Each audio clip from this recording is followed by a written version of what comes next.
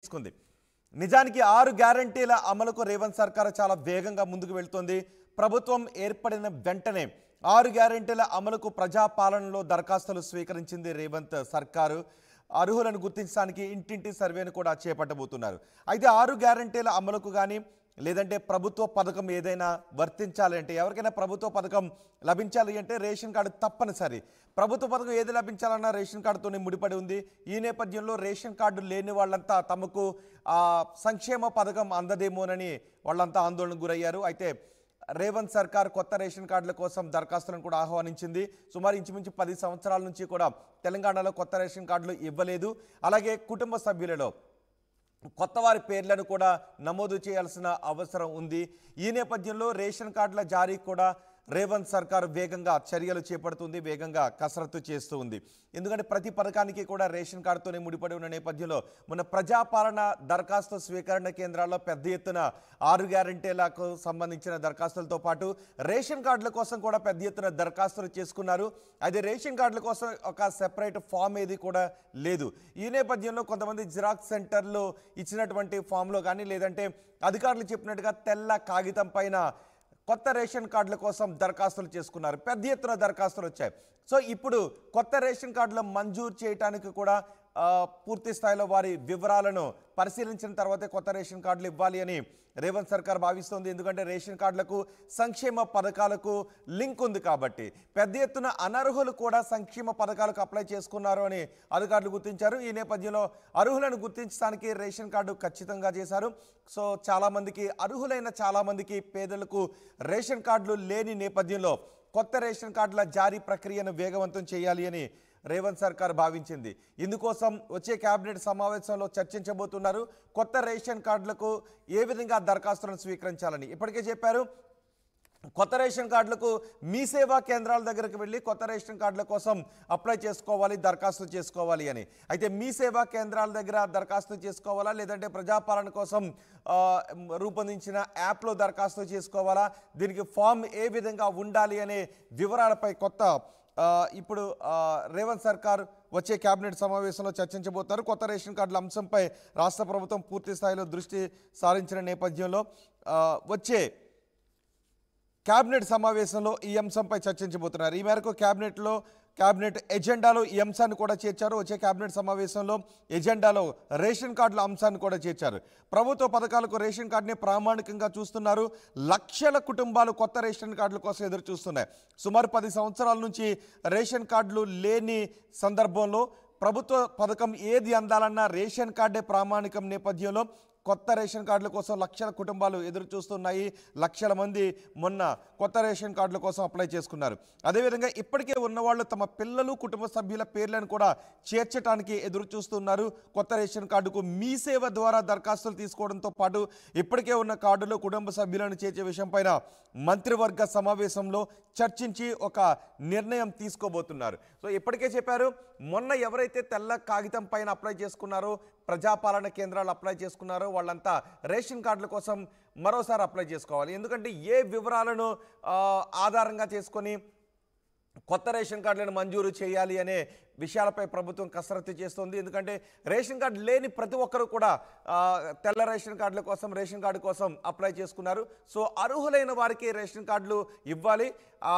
ఆ నేపథ్యంలో రేషన్ కార్డులు ఉన్నవారు అర్హులైన వారికి ప్రభుత్వ పథకాలు అందుతాయి. కాబట్టి ఎవరెవరికి కొత్త రేషన్ కార్డులు ఇవ్వాలి, దానికి దేన్ని ప్రామాణికంగా తీసుకోవాలి అనే విషయంపై కూడా ఇప్పుడు కేబినెట్లో చర్చించబోతున్నారు. అయితే మీ సేవా కేంద్రాల్లో అప్లై చేసేటప్పుడు ఫామ్ ఏ విధంగా ఉండాలి అనే విషయంపై కూడా ఈ కేబినెట్ సమావేశంలో చర్చించి నిర్ణయం తీసుకోబోతున్నారు. మొత్తానికి కేబినెట్ నిర్ణయం తీసుకుని ఎప్పుడు కొత్త రేషన్ కార్డుల అప్లైకి ప్రభుత్వం మార్గదర్శకాలు జారీ చేస్తుంది, ఎప్పుడు ఆదేశాలు జారీ చేస్తుంది, ఎప్పటి నుంచి మళ్ళీ దరఖాస్తులు ఇవ్వాలి అని అందరూ ఎదురు చూస్తున్నారు. నిజానికి ప్రజాపాలనలో దరఖాస్తులు ఇచ్చాం కాబట్టి కొత్త రేషన్ కార్డులకు ఆ దరఖాస్తు సరిపోతుందని అందరూ భావించారు.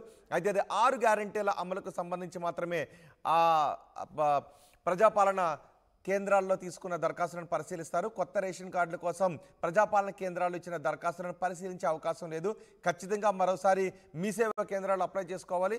దానికి సంబంధించిన మార్గదర్శకాలను వచ్చే కేబినెట్ సమావేశంలో ప్రభుత్వం నిర్ణయించబోతుంది. చూద్దాం కేబినెట్ సమావేశంలో కొత్త రేషన్ కార్డుల కోసం ఎటువంటి ఆదేశాలు జారీ చేస్తారు.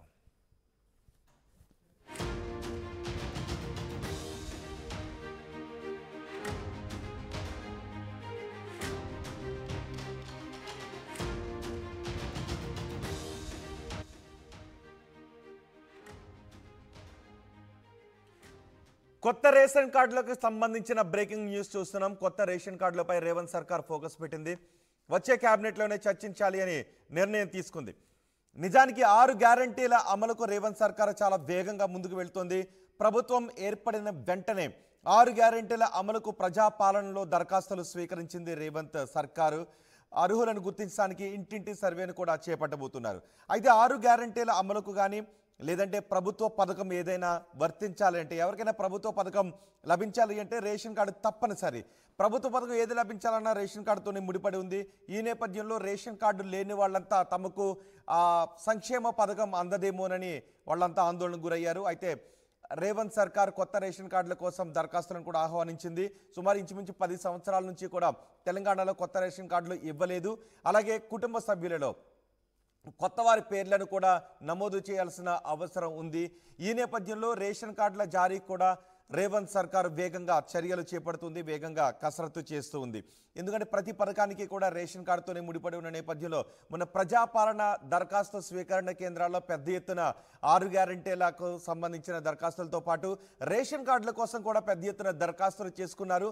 అయితే రేషన్ కార్డుల కోసం ఒక సెపరేట్ ఫామ్ ఏది కూడా లేదు.